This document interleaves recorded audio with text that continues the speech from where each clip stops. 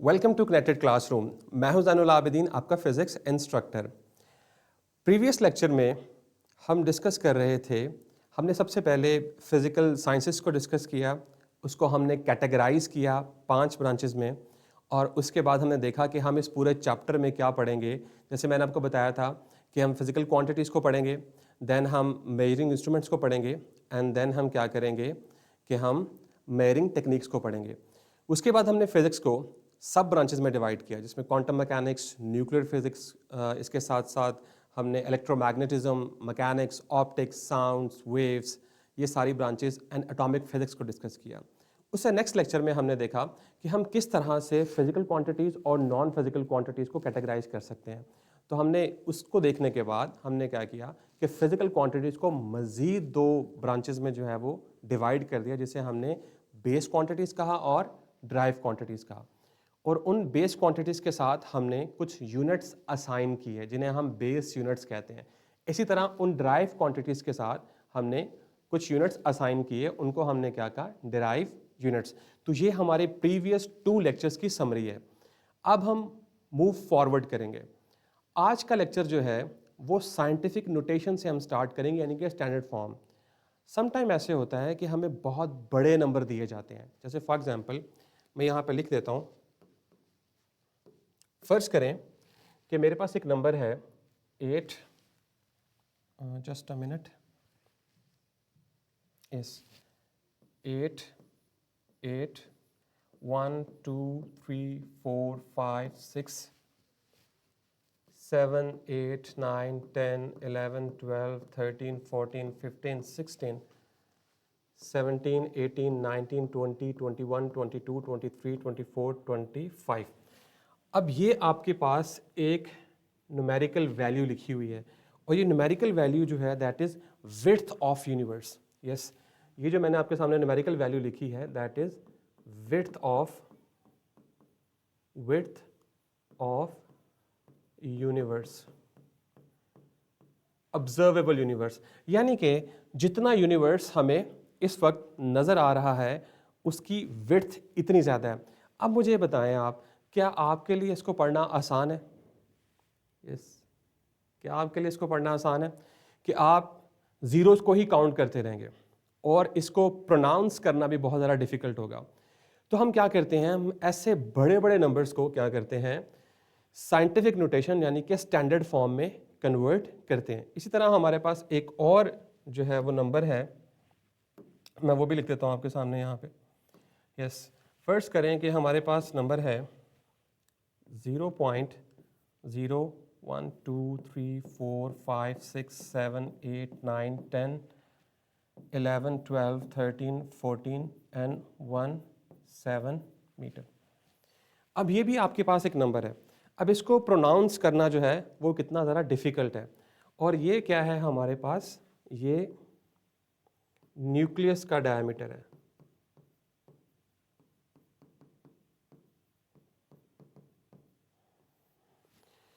Okay, आपके सामने ये 2 नंबर आ गए हैं। अब प्रॉब्लम ये है कि इनको प्रोनाउंस करना बहुत ज़्यादा मुश्किल है, तो इसके लिए हम एक मेथड यूज़ करते हैं, और उस मेथड को हम स्टैंडर्ड फॉर्म भी कहते हैं और साइंटिफिक नोटेशन भी कहते हैं। चलिए आइए पहले मैं आपको बता देता हूँ कि वो क्या होता है। ओके, तो आज हमारा टॉपिक है साइंटिफिक नोटेशन, साइंटिफिक नोटेशन, और इसका हम दूसरा नाम भी दे सकते हैं इसको हम, और वो क्या है हमारे पास, standard form.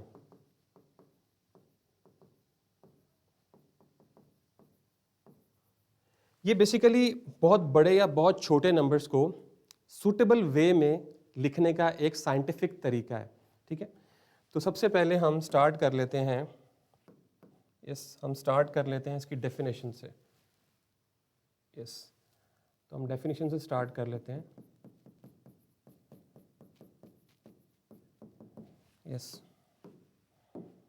Okay, standard form,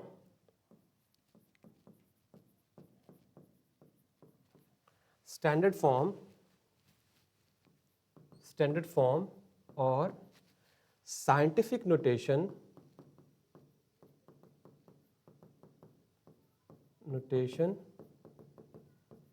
represents a number as a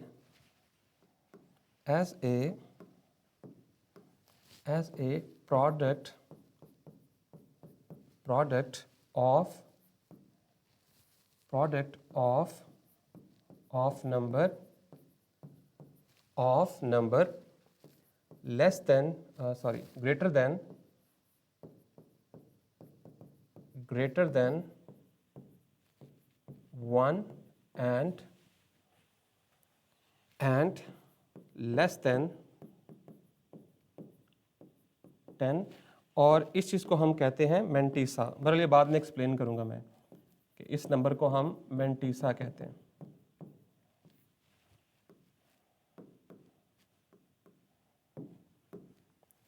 and power of 10, या आप इसको 10 यहाँ लिख लें, और इस 10 को हम क्या कहते हैं? एक्सपोनेंट। इसको हम कहते हैं एक्सपोनेंट। ओके, तो ये मैंने साइंटिफिक नोटेशन की आपके सामने एक डेफिनेशन लिख दी है कि स्टैंडर्ड फॉर्म और scientific notation represents a number, यानी कि इस साइंटिफिक नोटेशन की मदद से हम किसी नंबर को रिप्रेजेंट करते हैं as a product of number, किसी ऐसे नंबर से जो कि 1 से ज्यादा होता है, मतलब 1 से ग्रेटर होगा और 10 से लेस देन होगा, और इस नंबर को हम क्या कहेंगे? मेंटीसा। और साथ हम पावर ऑफ 10 लिखेंगे। तो इसका जो बेसिकली फॉर्मूला है वो मैं आपको लिखवा देता हूं यहां पे। यस, तो इसका फॉर्मूला क्या बनेगा हमारे पास कि जो हमारे पास नंबर होगा इसको हम साइंटिफिक नोटेशन से रिप्रेजेंट करेंगे, उसमें सबसे पहली चीज हमारे पास क्या आएगी? मेंटीसा। ये जो मेंटीसा बेसिकली वो नंबर है जो 1 से ग्रेटर है और 10 से छोटा है, और उसके साथ हम क्या लिखेंगे? Into 10 exponent.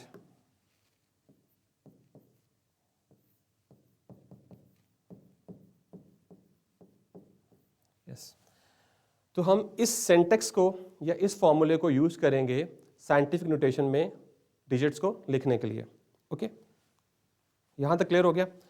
तो आपने अभी तक 2 बातें सीखी यहां पे कि एक, हम साइंटिफिक नोटेशन क्यों यूज करते हैं। हम साइंटिफिक नोटेशन इसलिए यूज करते हैं ताकि हम बहुत बड़े नंबर्स को या बहुत छोटे नंबर्स को स्टैंडर्ड फॉर्म में या रीडेबल फॉर्म में लिख सकें, जिससे हमारे लिए पढ़ना भी आसान हो और हमारे लिए क्या करना आसान हो? लिखना भी आसान हो। ठीक है, ओके। सो अगर आप मुझे देख रहे हैं, ओके, इससे पहले कि आपको बताऊं, यस, हमने ये 2 डिजिट्स लिखे थे। ठीक है, तो अगर आप मुझे देख रहे हैं तो अपने हैंड्स ऐसे करें, सामने, दोनों हाथ ऐसे सामने करें। तो आपको आपका एक लेफ्ट हैंड नजर आ रहा है जो मैंने थोड़ा सा ऊपर किया है, और एक आपको राइट हैंड नजर आ रहा है। तो अगर हम डेसिमल को लेफ्ट की तरफ, यानी लेफ्ट हैंड से राइट की तरफ मूव करवाएंगे, तो आपका लेफ्ट हैंड मूव करे तो हम 10 का जो एक्सपोनेंट लेंगे वो नेगेटिव लेंगे। ये शरारतें तो ना करें। ओके, अगर आप अपने राइट हैंड को लेफ्ट की तरफ मूव करवाएंगे तो आप 10 की पावर जो है वो क्या लेंगे? पॉजिटिव लेंगे। बताने का मकसद ये है कि अगर आप भूल जाते हैं, बच्चे अक्सर भूल जाते हैं कि हमने जो 10 की पावर्स लेनी है उसमें पॉजिटिव आएगा या नेगेटिव आएगा। तो आपने सिंपल अपना हाथ ऐसे कर लेना है, और अगर आप नेगेटिव लेफ्ट हैंड को मूव करवा रहे हैं इस तरफ को, तो आप जो है वो नेगेटिव वैल्यू लेंगे, और अगर आप राइट हैंड को मूव करवा रहे हैं तो आप पॉजिटिव लेंगे। हम अभी देख लेते हैं। अगर आप यहाँ पे गौर करें तो यहाँ पे आपको नज़र आएगा कि इस पूरी वैल्यू में कहीं पे भी डेसिमल नहीं है। तो अगर कहीं पे भी डेसिमल नहीं होगा तो डेसिमल कहाँ पे होगा? लास्ट पे, यानी कि इस वैल्यू के लास्ट पे।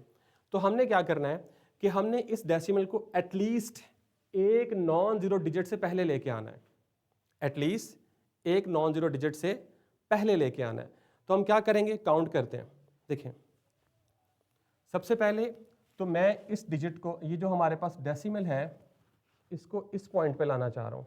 ये बिल्कुल 8.8 करना चाह रहा हूँ, तो मेरे पास जो मेंटीसा आएगा वो क्या आएगा 8.8। तो ये मेरे पास आ गया मेंटीसा, और इसके साथ मैंने क्या करना है कि 10 की पावर लिखनी है। अब 10 की पावर कैसे लिखूंगा, हम काउंट करेंगे यहाँ से। यस, हम काउंट कर लेते हैं। ये देखें 1 2 3 4 5 6 7 8 9 10 11 12 13 14 15 16 17 18 19 20 21 22 23 24 25 26। तो इसका मतलब है कि 10 की पावर क्या होगी हमारे पास 26। लेकिन अगर आप इस पे वो हैंड वाला रूल लगा के देखें तो मैं अपने राइट हैंड की तरफ जो है, राइट हैंड से मैंने मूव किया है, तो पावर क्या होगी यहाँ पे पॉजिटिव होगी। ठीक है, या सिंपली आप इस तरह भी याद रख सकते हैं, अगर आपको इस तरह याद नहीं हो रहा, कि अगर आप डेसिमल को लेफ्ट साइड की तरफ मूव करवाएंगे तो पावर पॉजिटिव होगी, अगर आप डेसिमल को राइट साइड की तरफ मूव करवाएंगे तो पावर नेगेटिव होगी। ओके, इसी तरह से हम इसको भी लिख सकते हैं। तो अब हमने इस पॉइंट को, इस डेसिमल को हमने क्या करना है, एटलीस्ट यहाँ पे लेके आना है, 1.7 करना है इसको, एटलीस्ट एक नॉन जीरो डिजिट के पहले लेके आना है। तो मेंटीसा मेरे पास क्या आएगा 1.7। ओके, तो मेंटीसा मेरे पास आ गया है 1.7। अच्छा, इसके साथ आपने ध्यान रखना है कि यहाँ पे अगर यूनिट मीटर यूज़ किया गया है तो आपने इसको स्टैंडर्ड फॉर्म में कन्वर्ट करने के बाद क्या लिखना है, इसके साथ मीटर लिखना है। तो अब हम क्या करेंगे, अब हम अगेन जीरोस काउंट करेंगे 1 2 3 4 5 6 7 8 9 10 11 12 13 14 15, यानी 15 डेसिमल प्लेसेस के बाद हम जो है अपना डेसिमल पॉइंट मूव करवा रहे हैं। तो ये बन जाएगा आपका इंटू 10⁻15। लेकिन अब चूंकि हम उस तरफ मूव कर रहे हैं राइट साइड की तरफ, तो साइन क्या आएगा नेगेटिव और साथ क्या आएगा मीटर। तो ये दो फॉर्म्स मैंने आपके सामने लिख दिए हैं कि आपने नेगेटिव की फॉर्म कैसे बनानी है और पॉजिटिव की फॉर्म कैसे बनानी है। तो इस तरह से आप एक बहुत बड़ा डिजिट जो है उसको छोटे सी वैल्यू में क्या कर सकते हैं, लिख सकते हैं। इसको पढ़ना बड़ा आसान है, 8.8 इंटू 10⁻26 मीटर। इसी तरह 1.7 इंटू 10⁻−15 मीटर। तो एक तो ये रीडेबल हो गया है, दूसरा इसको कैलकुलेट करना जो है वो बहुत ज़्यादा आसान हो गया है, और ये अब टाइम टेकिंग भी नहीं है। तो ये जो प्रोसीजर है, इस प्रोसीजर को हम क्या कहते हैं, साइंटिफिक नोटेशन। अब मुझे बताएं कि आपको इन दोनों बातों की समझ आ गई है?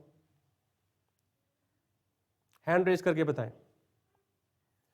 ओके, अगर सबको क्लियर है, अगर किसी को इश्यू है तो बता सकते हैं अभी। ओके, क्लियर है, इसका मतलब क्लियर है। ओके, तो हम आगे मूव करते हैं। तो ये डेफिनेशंस वगैरह भी लिख लिया आपने, ये सिंटैक्स भी लिख लिया इसका।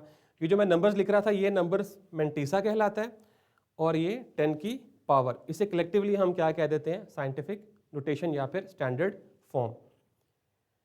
ओके, नेक्स्ट मूव करते हैं। नेक्स्ट टॉपिक है हमारा प्रीफिक्सेस का। अब हम डिस्कस करेंगे प्रीफिक्सेस।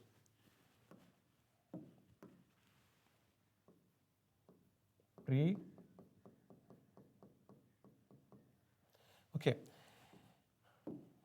अब ये जो हम 10 की पावर्स लिख रहे हैं, अगर आप गौर करें तो ये हम 10 की पावर्स लिख रहे हैं, क्या हम इसको और मजीद सिंप्लीफाई कर सकते हैं? यस, हम इसको मजीद सिंप्लीफाई कर सकते हैं। उसके लिए हमें एक नए कॉन्सेप्ट की ज़रूरत पड़ेगी जिसे हम क्या कहते हैं, prefixes.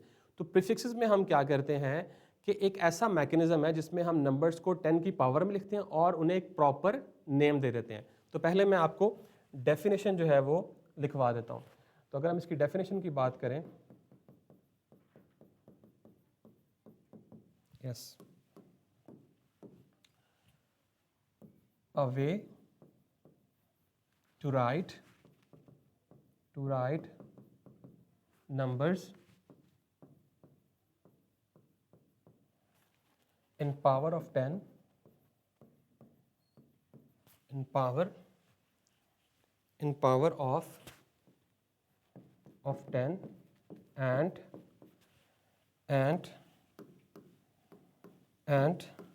given a proper name। तो हम क्या करते हैं कि एक ऐसा, इसको वे भी कह सकते हैं आप, और इसके साथ साथ आप इसे मैकेनिज्म भी लिख सकते हैं कि आप जो भी लिखना चाहें। एक वे है या मैकेनिज्म है जिसकी मदद से हम क्या करते हैं कि नंबर्स को पावर ऑफ टेंस में लिखते हैं और उन पावर ऑफ 10 को क्या करते हैं, एक प्रॉपर नेम दे देते हैं। अब इसका पर्पस क्या है? इसका पर्पस ये है कि to simplify, to ease the scientific notation और स्टैंडर्ड फॉर्म, मतलब कि आप उस साइंटिफिक नोटेशन को मजीद जो है वो रीडेबल वे में लेके जा सकते हैं इसकी मदद से। तो इसके लिए आपको एक टेबल याद करना पड़ेगा, लेकिन उससे पहले मैं आपको एक सीक्वेंस याद करवाना चाहता हूँ। यस, आपने याद रखना है कि 1 2 3 6 9 12 15 18, ये मैंने आपके सामने एक सीक्वेंस लिखा है। क्या आप इसको याद कर सकते हैं अभी फटाफट? 1 2 3 6 9 12 15 18। यस, याद हो गया सबको? यस, आपको मेरी आवाज आ रही है? Done, okay. तो ये जो आपके पास सीक्वेंस लिखा है आपने इसको याद कर लिया। अब हम चलते हैं टेबल की तरफ। यस, ये आपके पास प्रीफिक्सेस का टेबल है। प्रीफिक्सेस का अगर आप टेबल देखें तो यहां पे आपके पास प्रीफिक्सेस के नेम्स लिखे हुए हैं और साथ उनके मल्टीप्लायर्स लिखे हुए हैं और साथ उनके सिंबल लिखे हुए हैं। तो ये प्रीफिक्सेस जो हैं ये सारी की सारी क्या हैं, पॉजिटिव हैं। जैसे फॉर एग्जांपल ये देखें, जो मैंने आपको अभी सीक्वेंस याद करवाए हैं, 10⁻1, 10⁻2, 3, 6, 9, 12, 15 एंड 18। तो यहाँ से इस सीक्वेंस के थ्रू आप क्या कर सकते हैं, इनके मल्टीप्लायर्स को याद कर सकते हैं। तो ये हमारे पास पॉजिटिव प्रीफिक्सेस हैं, deca, hecto, kilo, mega, giga, tera, peta, exa. इसी तरह से आपके पास नेगेटिव है। अगर आप नेगेटिव देखें तो उसमें भी सेम सीक्वेंस फॉलो हुआ है, लेकिन माइनस के साथ। -1, -2, -3, -6, -9, -12, -15, -18। ठीक है, तो सीक्वेंस सेम है, बस आपने क्या करना है कि आपने इनके नेम्स याद करने हैं। जैसे ये डेसी है, centi, milli, micro, nano, pico, femto, atto. तो ये आपके पास हमारे पास क्या है, प्रीफिक्सेस। अच्छा, इनमें से जो मोस्ट फ्रीक्वेंटली यूज होती हैं मैं वो भी आपको बता देता हूँ कि इनमें से फ्रीक्वेंटली कौन सी यूज होती हैं। इनमें से जो फ्रीक्वेंटली यूज होती हैं, जस्ट अ मिनट, ओके, इनमें से फ्रीक्वेंसी यूज होती है सेंटी, ये आपको आनी चाहिए, -2। मिली फ्रीक्वेंटली यूज होती है, माइक्रो यूज होती है, नैनो यूज होती है। इधर से किलो यूज होती है ज़्यादा, मेगा यूज होती है और गीगा यूज होती है। तो ये न्यूमेरिकल्स में बहुत ज़्यादा यूज होती हैं। पीको भी यहाँ पे यूज होती है। तो ये जो है हमारे पास फ्रीक्वेंटली यूज प्रीफिक्सेस हैं। अगर आपको पूरा टेबल याद नहीं हो रहा तो एटलीस्ट आपने इनको ज़रूर याद रखना है और साथ इनके आपने सिंबल्स भी याद रखने। सेंटी का सी होता है, मिली का स्मॉल एम होता है, माइक्रो का म्यू होता है, नैनो का स्मॉल एन होता है, पीको का स्मॉल पी होता है। इसी तरह से गीगा का कैपिटल जी होता है, मेगा का कैपिटल एम होता है और किलो का स्मॉल के होता है। तो ये आपने, ये जो हमारी फ्रीक्वेंटली यूज प्रीफिक्सेस हैं, आपने इनको एटलीस्ट लाजमी याद करना है। तो ये टेबल आप याद कर लेंगे, क्योंकि अगर आप ये याद कर लेंगे तो इसका मतलब है कि आपको प्रीफिक्सेस आ गई हैं। ओके, यहाँ तक क्लियर हो गया? ओके, तो अब हम चलते हैं अपनी बुक की तरफ।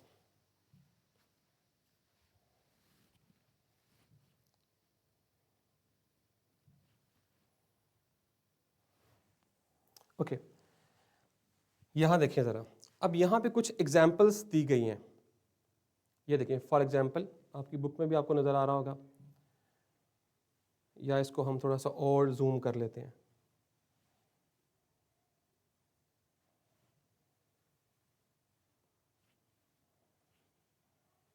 ये देखें, ये कुछ एग्जाम्पल्स आपको दी गई हैं।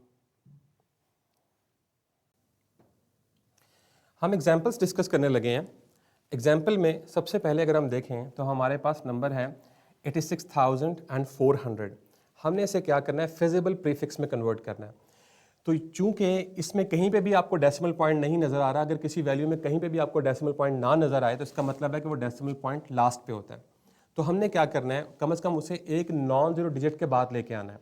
तो हमें चाहिए तो ये कि हम इसे 8 के बाद लेके आएँ, 8.6, मतलब ये बन जाएगा इस तरह से 8.6400 इंटू 10। अब कितनी डेसिमल प्लेसेस हैं? 1 2 3 4 4 है, और हमने इस तरफ मूव किया तो ये +4 होगा। लेकिन यहाँ पे प्रॉब्लम ये है, प्रॉब्लम यहाँ पे ये है, प्रॉब्लम यहाँ पे ये है कि 10⁴ की प्रीफिक्स जो है वो एग्जिस्ट नहीं करती हमारे पास। तो हम क्या करेंगे कि हम इसे 3 में कन्वर्ट करेंगे। 3 में कन्वर्ट करने के लिए हमें क्या करना पड़ेगा कि इसमें से माइनस करना। माइनस तब होगा कि अगर हम डेसिमल को इस तरफ मूव करवाएं। तो अगर एक डिजिट के बाद मूव करवाऊँ मैं 86.4, 00 लिखने की ज़रूरत नहीं है, तो ये क्या हो जाएगा, 4 में से 1 माइनस हो जाएगा तो ये 3 बन जाएगा। ओके, तो अब ये हमारे पास बन गई प्रीफिक्स। ओके, तो ये 10⁻³ किसके बराबर होती है? किलो के। तो ये हो जाएगा 86.4 किलो सेकेंड। तो 10⁻³ की जगह में मैंने क्या लिख दिया है? किलो लिख दिया है। इसी तरह से अगर आप नेक्स्ट डिजिट देखें हमारा, तो 4.135 इंटू 10⁻16। अगेन इशू यही है कि 10⁻16 की प्रीफिक्स हमारे पास नहीं है। 10⁻15 की प्रीफिक्स हमारे पास मौजूद है, जिसे हम पीको कहते हैं। तो हम इसे नियरेस्ट जो हमारी प्रीफिक्स है उसमें कन्वर्ट करेंगे, और नियरेस्ट पीको है तो हम इसे 15 करेंगे। 15 तब होगा जब इसमें से हम एक माइनस करेंगे। माइनस करने के लिए हमें डेसिमल को 1 के बाद मूव करवाना हो, क्योंकि जब भी हम इस तरफ को मूव करते हैं डेसिमल को, तो हमारे पास 10 की पावर जो होती हैं वो नेगेटिव होती हैं। Okay fine. इसी तरह से ये बन जाएगा 41.32 और 10⁻15। तो 10⁻15 की जगह पे क्या आ जाएगा यहाँ पे? पीको। तो इस तरह से आपने क्या किया कि एक कंप्लीट साइंटिफिक नोटेशन को आपने क्या किया है, एक छोटे नंबर में कन्वर्ट कर लिया है, जिसको लिखना भी आसान है और पढ़ना भी आसान है। तो प्रीफिक्स हमारी स्टैंडर्ड नोटेशन को क्या करती हैं? मज़ीद बेहतर कर देती हैं। ओके, नेक्स्ट है, नेक्स्ट आपके पास डिजिट है 4 इंटू 10⁻⁻5। अब अगेन इशू यही है हमारे पास कि ये -5 है। -5 हमारे पास कोई प्रीफिक्स नहीं है। 1 2 3 6 यानी -1 -2 -3 एंड -6 है। तो हम इसे नियरेस्ट प्रीफिक्स में क्या करेंगे? कन्वर्ट करेंगे। अब नियरेस्ट प्रीफिक्स जो है ये ज़रा आप छोड़ दें, ये मिस्टेक है, ठीक है। हम इसे कन्वर्ट करेंगे नियरेस्ट प्रीफिक्स में। तो नियरेस्ट हमारे पास 10⁻⁻6 है। तो उसके लिए हमें क्या करना पड़ेगा कि मुझे इस पॉइंट को यहाँ मूव करवाना पड़ेगा। तो जब मैं इस पॉइंट को लेफ्ट साइड की तरफ मूव करवाऊंगा तो ये नेगेटिव में इजाफा होगा। तो मतलब ये बनेगा 40 इंटू 10⁻⁻6 मीटर। तो अब ये -6 जो है ये क्या बन जाएगा? 40 मिलीमीटर। ठीक है, यहाँ तक क्लियर हो गया आपको? ओके, नेक्स्ट देखें आप। नेक्स्ट अगर आप गौर से देखें तो ये हमारे पास है 10⁻⁻4। अगेन हमारे पास 10⁻⁻4 जो है वो एग्जिस्ट नहीं करती। तो हमें क्या करना पड़ेगा? इसे नियरेस्ट प्रीफिक्स में कन्वर्ट करना पड़ेगा। तो नियरेस्ट जो है वो हमारे पास मिली है, ठीक है, या फिर माइक्रो है। तो आपने इसे क्या करना है? खुद से देखना है कि आपने इसे मिली में कन्वर्ट करना है या फिर माइक्रो में कन्वर्ट करना है। ये आपकी असाइनमेंट है। अगर आपसे ये सॉल्व ना हो तो आपने मुझे बताना है, ठीक है। तो यहाँ पे हमारा लेक्चर जो है वो ख़त्म होता है। So this is all from my side. This is Zainul Abidin signing off.